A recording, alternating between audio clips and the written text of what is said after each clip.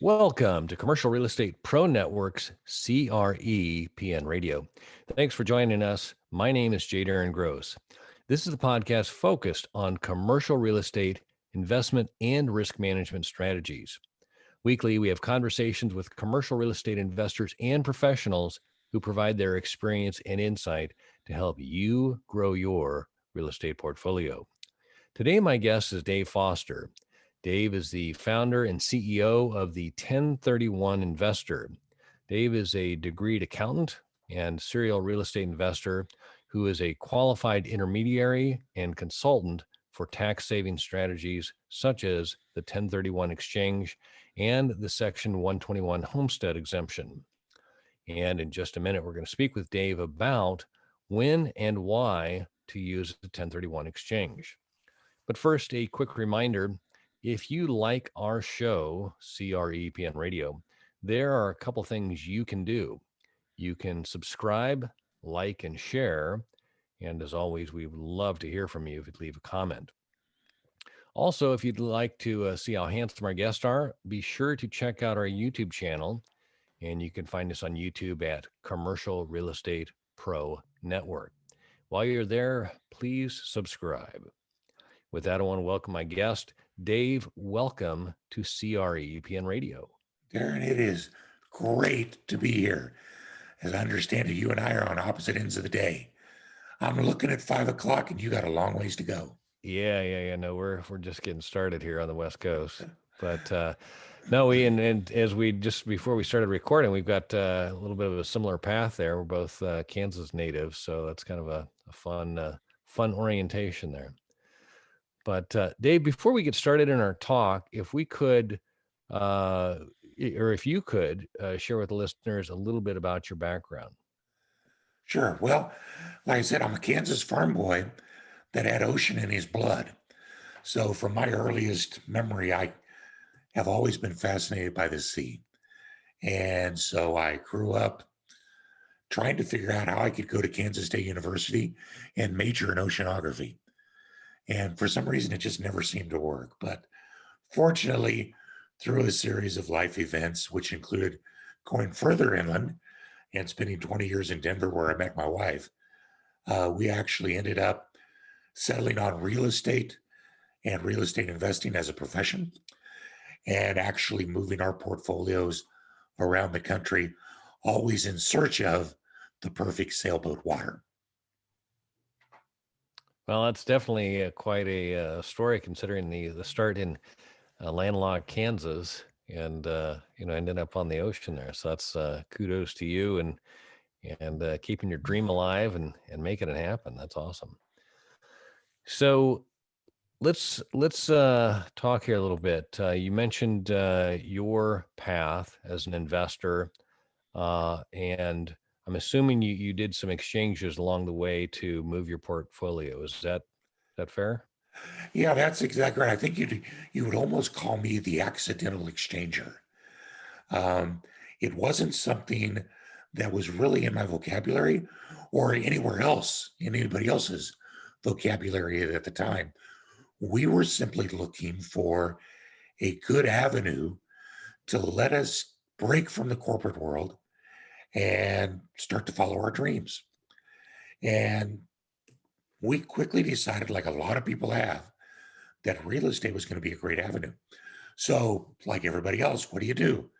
Let's go buy a house and fix it up and sell it. And so I did that, and it was awesome. And until the end of the year, when my accountant called me in and said, "Here's the tax bill."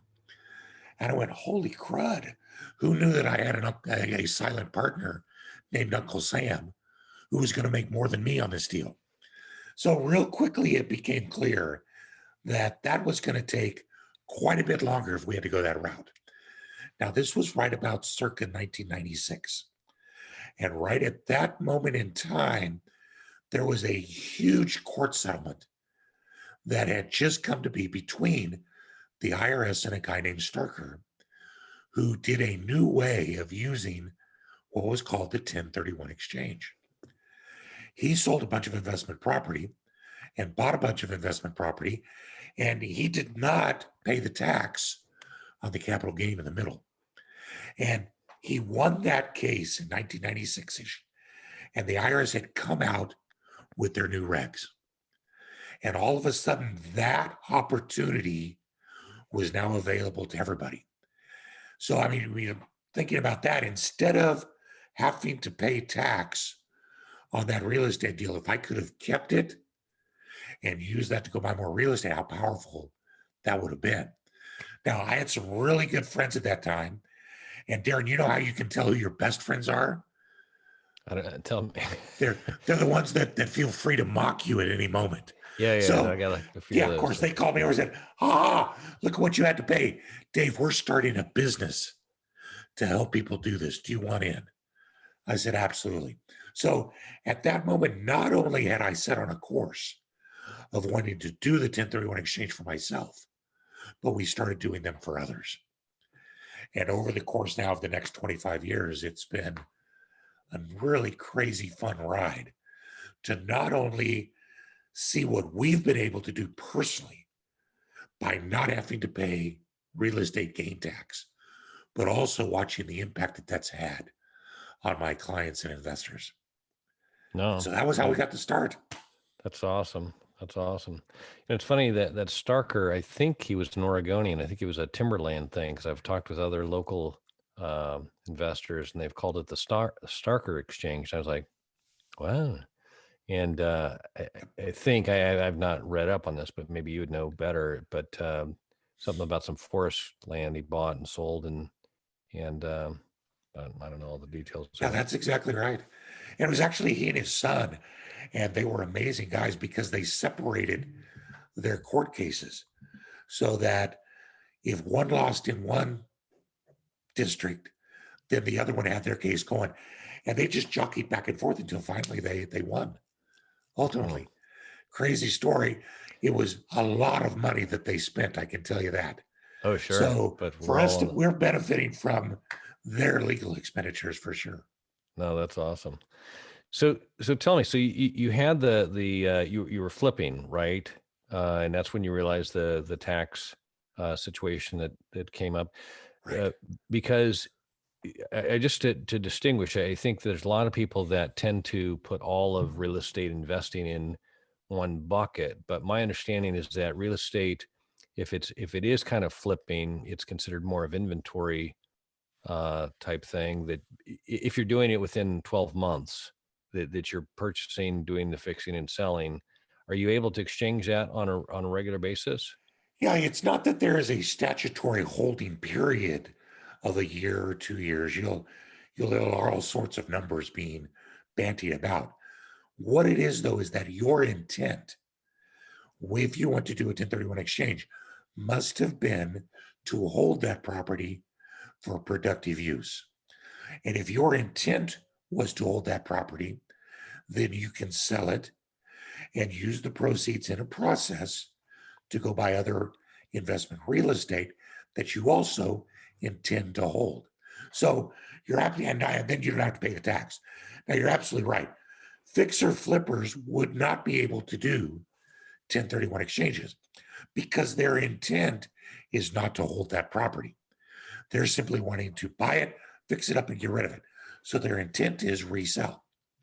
But the 1031 investor simply has a different intent. And one of the ways that you can demonstrate that, of course, is how long you hold the property. So that's one factor.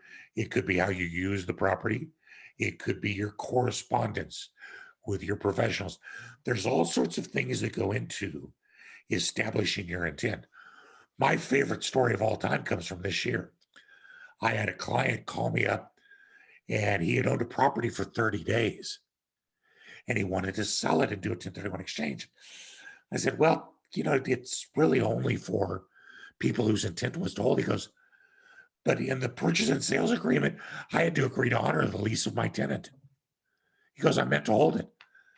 I said, well, okay. But then why are you selling it? And he said, well, it was because the tenant moved out. I said, why would the tenant move out if you had already agreed to honor their long-term lease? He said, it was when the bear took up residency at the trash can. She didn't want to live with the bear, So she moved. And I don't want to deal with a bear. So Wow. what was his intent? To hold the property. And a bear gave him the excuse so he could do the 1031 exchange. Huh. So you never Huh. know what kind of accidents are going to happen, but Right. they can. But the key to the whole thing, though, Darren, is you're absolutely right. Your intent has to have a longer time horizon. But what most people don't realize is that the tax burden between simply fixing and flipping is massive compared to simply holding property for a year and paying capital gains, let alone if you hold the properties and then sell and do the 1031 exchange. So, what I tell a lot of potential investors and clients is tweak your model. Instead of buying property as a fix and flipper, buy a property as an investor. And instead of buying it, fixing it, and selling it, buy it, fix it, and rent it. And then evaluate it periodically to see if it's time to sell. You do slow yourself down a little bit, but you just changed your tax burden from maybe 30 to 40% to zero on the profit. That's a huge model shift that just takes a little bit of patience. And one of the things that people can do in the meantime, if you're, I confess, I'm a little bit of an adrenaline junkie. I do love the deal. So I do like to buy and sell sometimes. But if you can do a refinance of that property while you're holding it, then that lets me get my excited little fingers on cash. And I can go and do whatever I want to with that while keeping the integrity of the tax deferment. So my model looks like buy, fix, rent, refinance, use that cash to go do something else, and then evaluate that property when I need to sell it and do a 1031 exchange. I love it. So I think there's a line, and I've been trying to figure this out. And maybe you can help identify this, because I think that um, the 1031 exchange, I think from where I sit, it seems like it's most apropos or appropriate for somebody who's got kind of a longer vision of investing in real estate. I think that there's a lot of people that, whether they invest passively or just are looking just for a quick return, they view investment across all um, options as the same, and that, like, just get the return, get the return, get the return. Not not as much like what I view a lot about, or one of the benefits about real estate is actually building equity. And I mean, there's cash flow, which we all want, but the equity is really what's kind of the muscle behind all of that, the ability to create wealth. And I wonder if you can talk a little bit about that, or if you can help clear that, or make it more distinct as to where that fits, or how 1031 can help, or be a benefit to somebody that's an investor. Yeah, you're absolutely right. It really, in one sense, it's a factor of patience and the power of what patience can do for you. Do you remember the old example of the guy that offers his son $1 a day, and he'll give him $1 a day for 30 days? Or I'll give you a penny and I'll double it every day for 30 days, Right. right? It's millions of dollars of difference by being patient. Now, and so I tend to look at people falling into one of three buckets, really. There are those people you're talking about that are really interested in building the equity. So it's future benefits, future cash flows, future income built off of the infrastructure that I build. And then there are those people that are all about cash flow, which is a spinoff of that, where I am buying real estate to generate cash to live off of the income coming in. And so that's a step down. Those people that are all about equity are willing to forego money now to get much more money tomorrow. Those people that are into cash flow are looking for money to live now, but they also want to build equity. So they're doing both. And then there is what I call the deal flow, cash flow people. And those people, we hear a lot of, those are the true fixer flippers because they are trying to finance a lifestyle that is based totally on the real estate activity. So they can't just live off of rents from a property. They can't leave those rents in the game to generate future equity because they need to live on them now. So that's their business model. They are, in essence, in the business of buying and selling real estate. And that's okay. There's nothing wrong with it, but there's a cost of doing that. And the cost is you pay much higher taxes. You can't do the 1031 exchange. And 20 years from now, you're still going to only have your effort to bring in the money. Whereas if you do like what you're talking about, thinking of the longer time horizon, you are building up assets over time so that in 20 years, you have cash flow that's coming totally apart from your work. And if you're the 1031 investor type, a large chunk of that cash flow that is now coming your way through no effort of your own is coming from the income off of the deferred tax. In other words, the government is letting you have the benefit of all of the tax you would normally have paid over the years. And that's a huge, huge number. I think and if we could, I wonder, could we talk just actual numbers? Can you give kind of an example there? Just kind of walk through, pick a number and just the tax consequence, because I think it's one thing to talk like it's a big number, but I think when you get into actual numbers, it really magnifies the power of the 1031. Yeah, absolutely. You know what? Let's see if we can do something, Darren. This will be a great experiment because I am the least technologically savvy person you'll ever meet. But let's see if I can share a screen. I've actually got. Actually, can you enable screen sharing? Let me see if I can do that. Do you know how to do that? This is only- hilarious. This is the blind leading the One blind. participant can share at a time here. So, okay, multiple participants. I don't know if did I do the right button there? Let's see. Oh, here. No, advanced. Maybe I have to look in the advanced options here.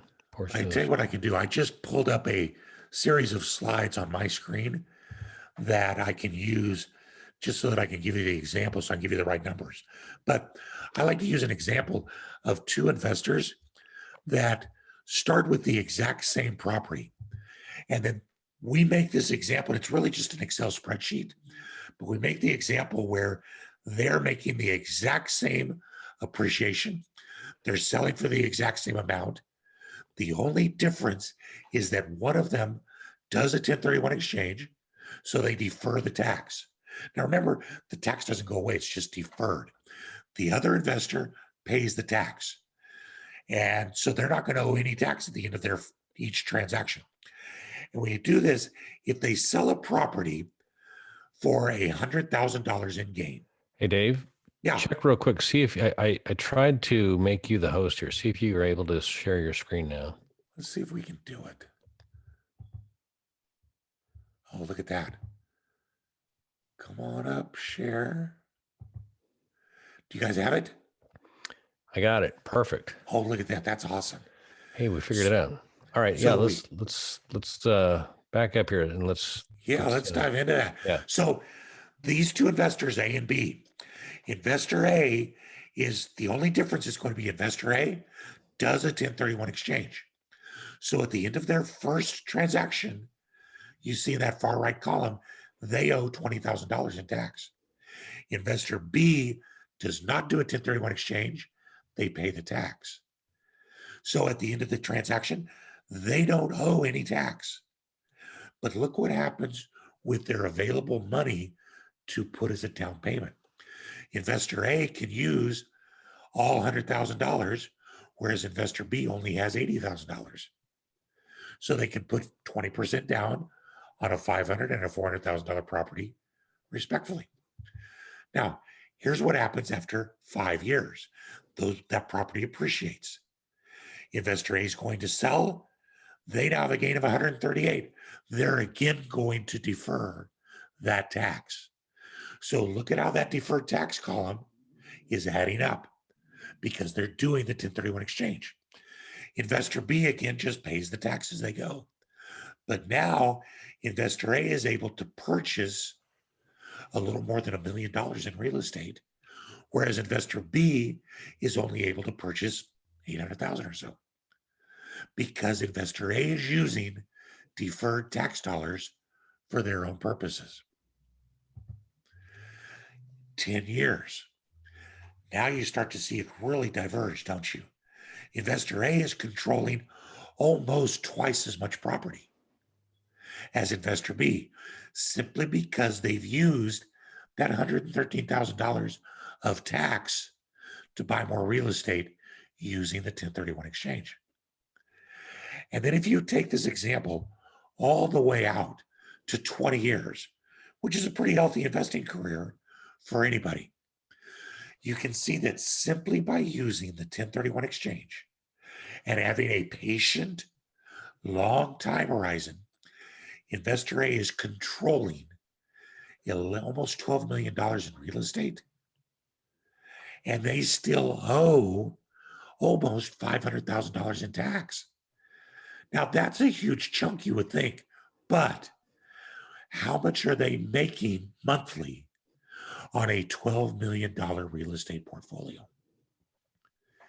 If they're making 10% on their money, they could pay that tax in just 4 or 5 months of income, couldn't they? Yeah. Investor B doesn't owe a penny in tax. They're golden, but they only control 4.5 million in real estate. So the difference in what you can accomplish is really vast. And it all really just boils down to what Albert Einstein called the eighth wonder of the world. It's compound interest.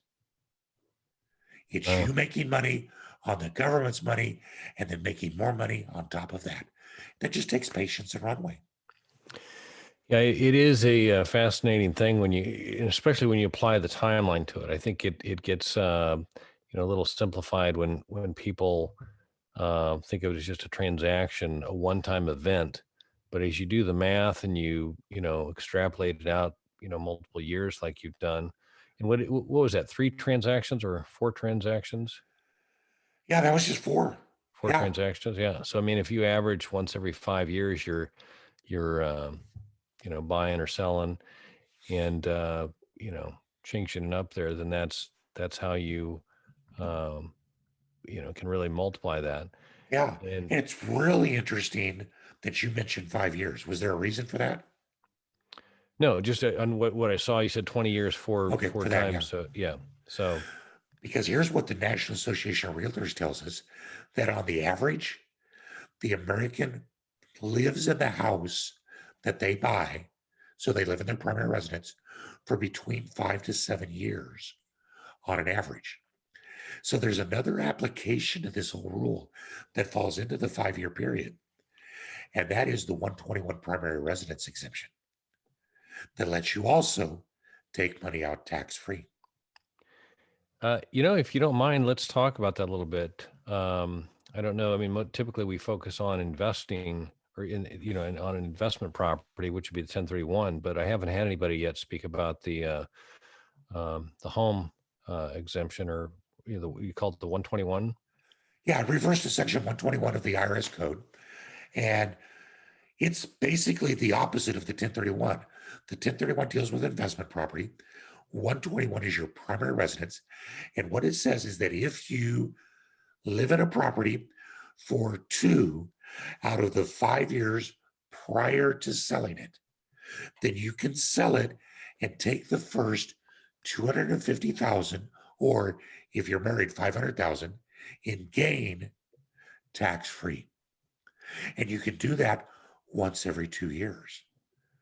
So basically, if you're staying in a property for 5 or 6 years, over the course of your lifetime, you're going to have 7 or 8 or 9 opportunities to sell a house that you live in and take up to $500,000 in profit tax free. Now And that's the that's gain much, from purchase to sale because you, as a resident, you're not depreciating that, right? that's correct. You're not depreciating it, so that's not a factor in it. But here's what's really interesting, Darren, and what we discovered and used for ourselves. And that is that using the 1031 exchange, remember, you're selling investment property and you're buying investment property, and you intend to use that property for investment uses. But after a year or two, it is perfectly allowable to convert property from investment into primary residence or vice versa. So what we did was we started in Denver, and we positioned our investment properties using the 1031 exchange where we were going to move next. And so we got rental properties in Stamford, Connecticut. And in a couple of years, when we were ready to move, we simply moved into one of our former investment properties. So the gain in those was tax deferred. And then we moved into it, which did not create a taxable event.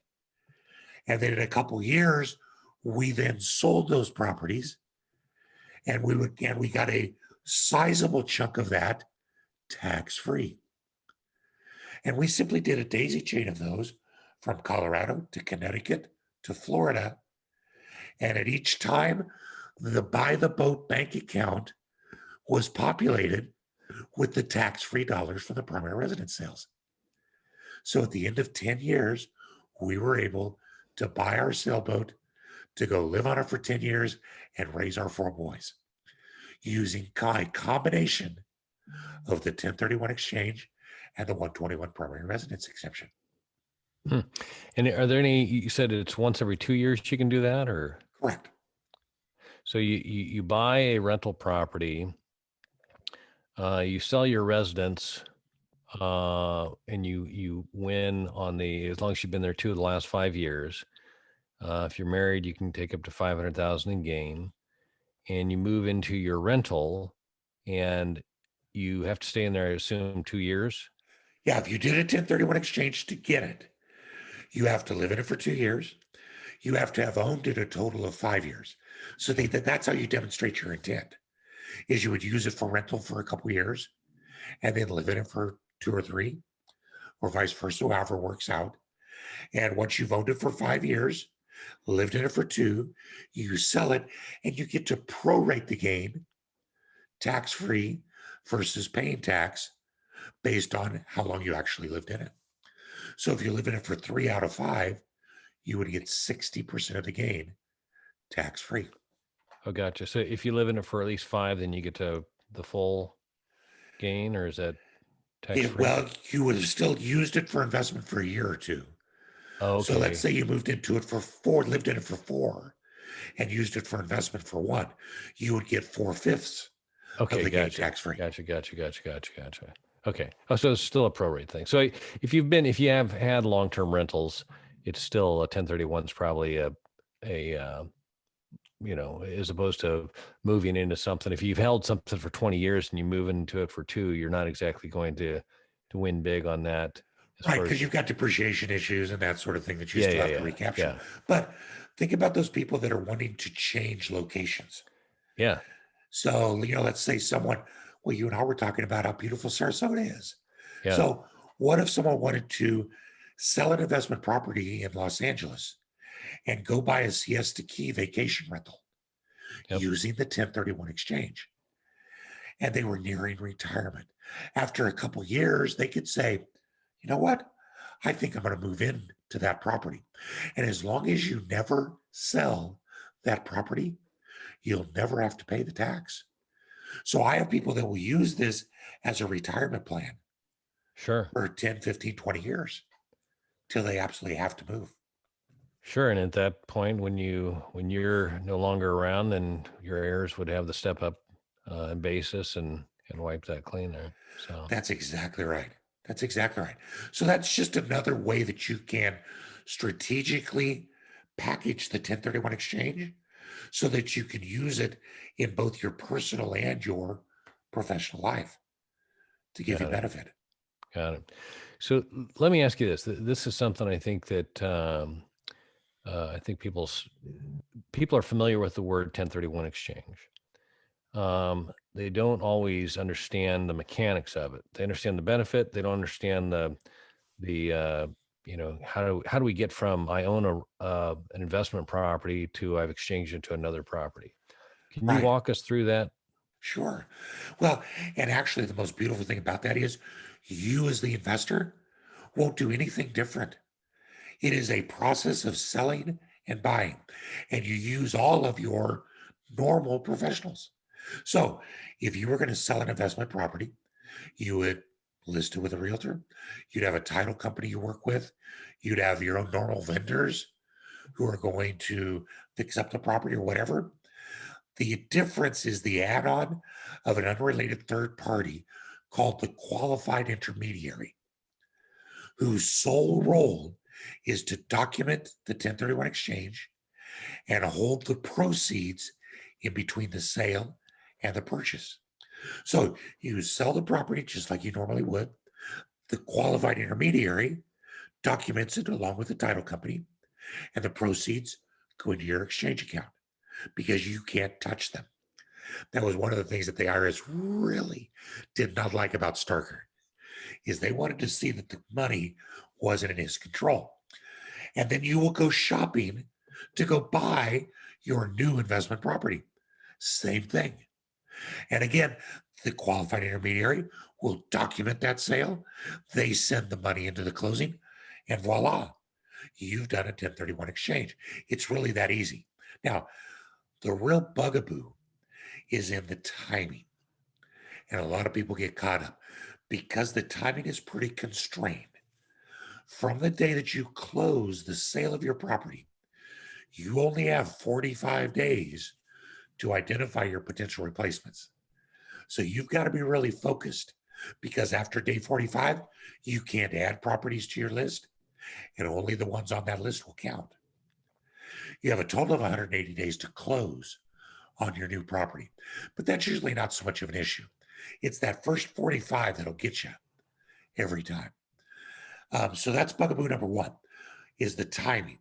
So you're going to do your normal process just like you would. You're going to use a qualified intermediary. You've got the 45 and the 180-day window. Whoever it is who's selling the old property is going to have to buy the new property. Title needs to be the same. And if you want to defer all tax, you simply have to purchase at least as much as your net sale and use all of the proceeds. So if you sell a property for 320,000 and there was 20,000 in closing costs, your net sale is 300. So you have to purchase at least 300,000. If there was a $100,000 mortgage on that, then you have 200,000 in cash that goes into your exchange account. So your goal to defer all tax would be to buy at least 300,000 in real estate using all 200,000 in cash. But the cool thing is you can allocate that cash in any way that you want. So let's say you found a property for $150,000 that you wanted to buy for cash. You could do that and use the $50,000 as a down payment on a $300,000 property. So you just got yourself two for one. You sold one property, you purchased two, one of them is debt free. So you did a thing there I call defensive investing. You just took a part of your equity and you protected it from debt risk. But meanwhile, on the other transaction, you're still getting the benefit of the arbitrage of leverage. Hmm. And that's one of the greatest applications of the 1031, is the ability to sell one and buy multiples, or to go the opposite direction, sell two or three and combine them to buy one bigger investment. You can go either direction. Yeah, no, I like the flexibility of it. I think the going from one to many is probably a little bit easier than going from many to one based on the timing there. But Right. nice to have the flexibility there. Um, Dave, if we could, I'd like to shift gears here for a second. By day, I'm an insurance broker, and I work with my clients to assess risk and determine what to do with the risk. And there are three different strategies we typically consider. We look to see if we can first avoid the risk. If that's not an option, we look to see if there's a way to minimize the risk. And when we can't either avoid it or minimize it, then we look to see if we can transfer the risk. And that's what an insurance policy is a risk transfer vehicle. And I like to ask my guests if they can look at their own situation, whether it be themselves, their clients, investors, tenants, market, however you want to look at the question. But if you can assess and identify what you consider to be the biggest risk, and again, for clarification, while I'm an insurance broker, I'm not necessarily looking for an insurance related answer. But if you're willing, Dave Foster, I'd like to ask you, what is the biggest risk?